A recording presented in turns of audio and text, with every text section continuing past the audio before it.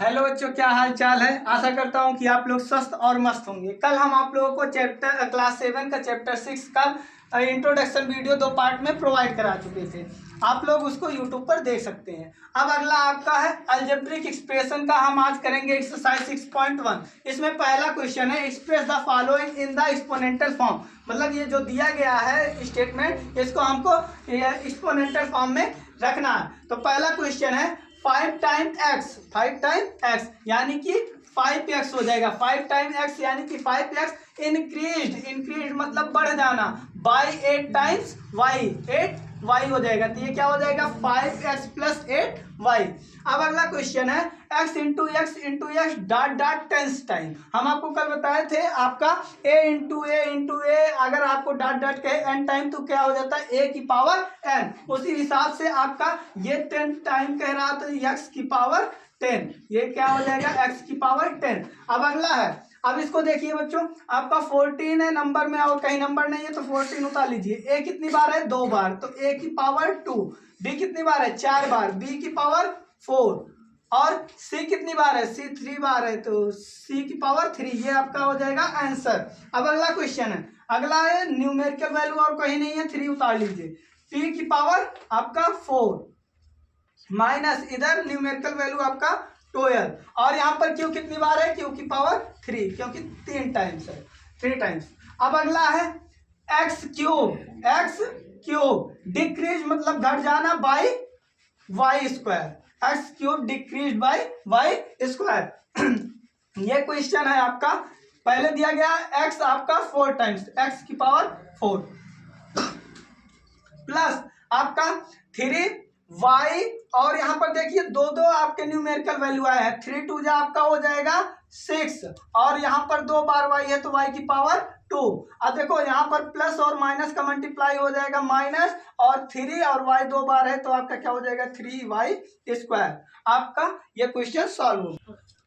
चलो बच्चों, question number 2 है express the following in the product form. अब हमको इसको प्रोडक्ट फॉर्म में लिखना है। तो ये आपका x की पावर 4 है यानी कि x का 4 बार मल्टीप्लाई 1 2 3 4। अब y का 3 टाइम्स 1 2 3 और z का 1 टाइम। ये आपका हो गया प्रोडक्ट फॉर्म। अब इसका 15 को हम लिखेंगे 3 इंटू 5 इंटू ए इंटू ए इंटू ए into B into C into C.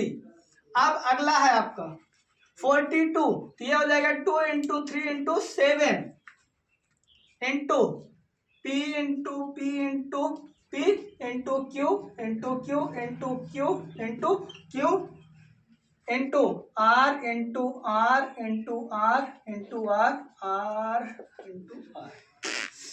अब ये है आपका। अब इसे जब हम लिखेंगे तो लिखेंगे x into x dot dot dot आपका 25 टाइम्स। अब अगला है, ये हो जाएगा 2 into 13 a into A B into B C into C into C.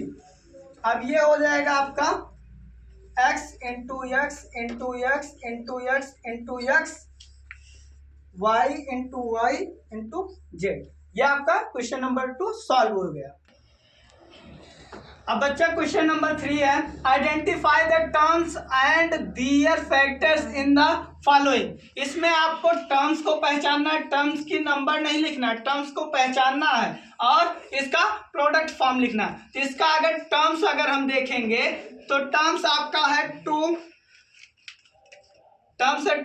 X cube comma x y square comma minus 3y cube. ये है आपके टर्म्स। अब अगर इसका हम प्रोडक्ट फॉर्म लिखेंगे 2x क्यूब का तो ये हो जाएगा 2 into x into x into x.